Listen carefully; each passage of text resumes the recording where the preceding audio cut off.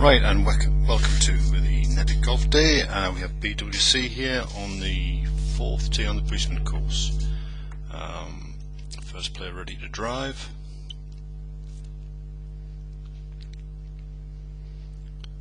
We have a great looking start here. Classic looking starting positions. Nice grip. Head nicely behind the ball. Very nice.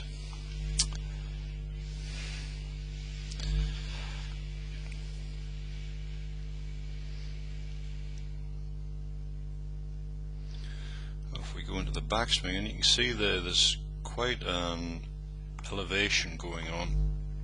This will probably highlight it a little bit better. From a really good starting position, you see just as you complete the backswing, head rises, and that's cause for me because that left shoulder is going up slightly. It wants to stay a little bit more down and underneath the shoulder, down and underneath the chin, I beg your pardon.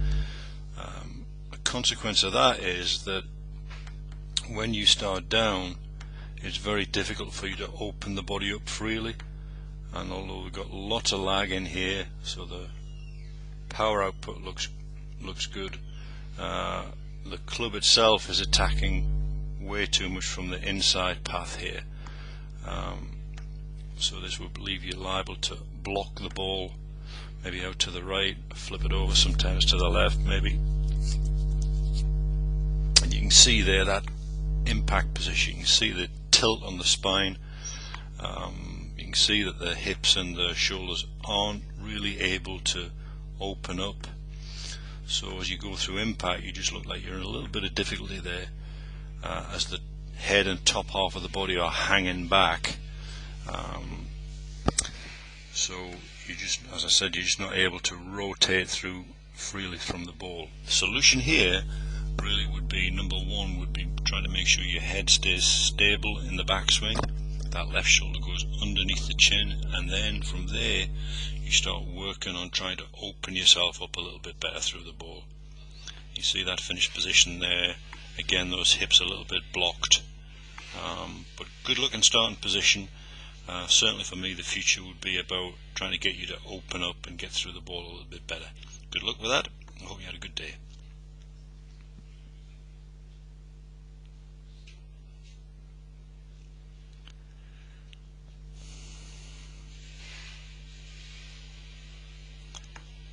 Next player.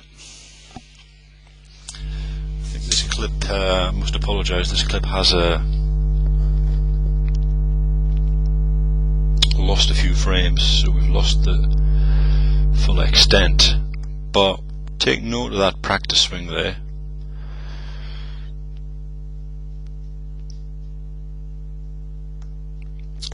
Good starting position.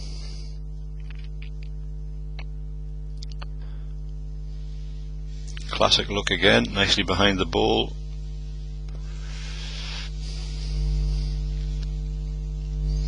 Going to try and pick up what happens in the backswing despite the drop frames.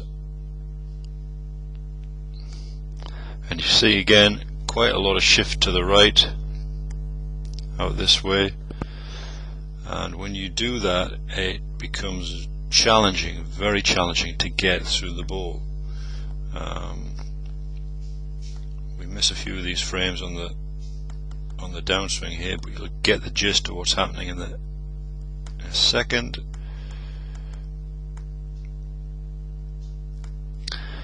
And there you can see in some difficulty getting through the ball there, really falling back on this shot.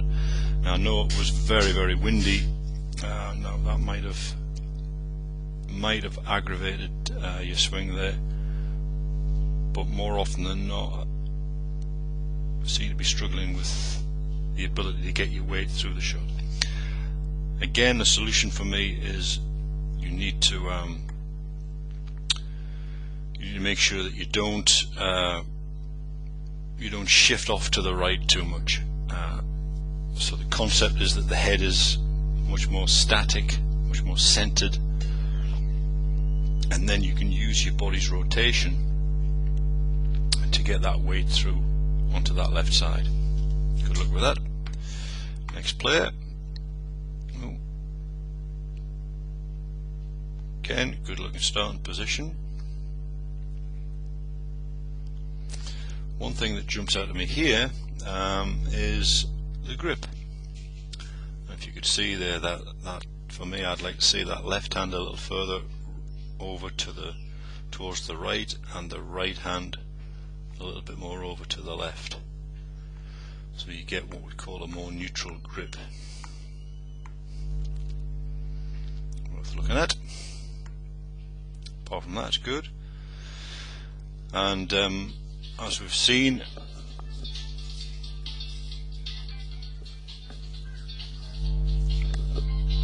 a lot of shift to the right in the backswing. Quite a low arm position too.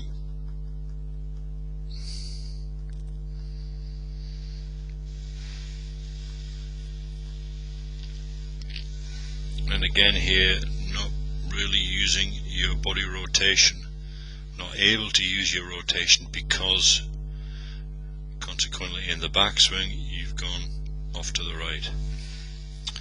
So a couple of things to work on here. I'd love to see that grip improve, stay more centered in the backswing, and you learn to get through it a little bit better. Looking at the finish position there, we can see you really have got your hips through, but the point I'm making here is being too late. They're not reacting soon enough, and the starting position is making sure that you prevent the lateral movement in the backswing, so you'll be able to use more effectively your body's rotation through the ball. Good luck with that. And the final player.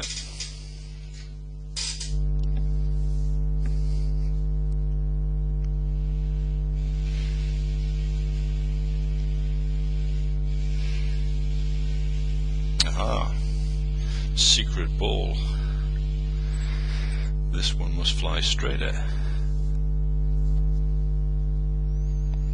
So let's have a look at the starting position. So we've got interesting starting position here, because we've got the ball located in the center of the stance for I assume this is a 3-wood, which is unusual. It means the shaft has got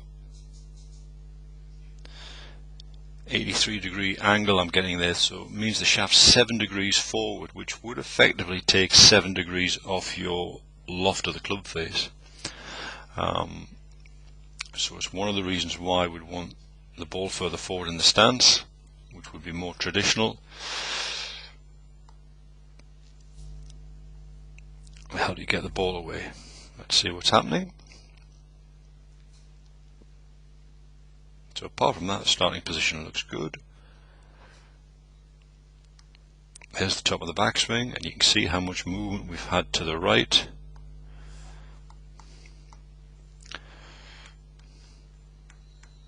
The problem is, if you shift to the right, you've got less time to do something about it in the downswing. And you can see there, it's just not responding. We're not getting back to the ball, and as a consequence, all the weight is rooted on this right side here. It's probably why you're more comfortable with the ball back in the stance, but it's not going to cut it. So solution would be, number one, ball position needs to sit itself further forward, head must stop moving to the right, and then from there we've got to get the weight transferring through onto this left side, which means releasing this back foot.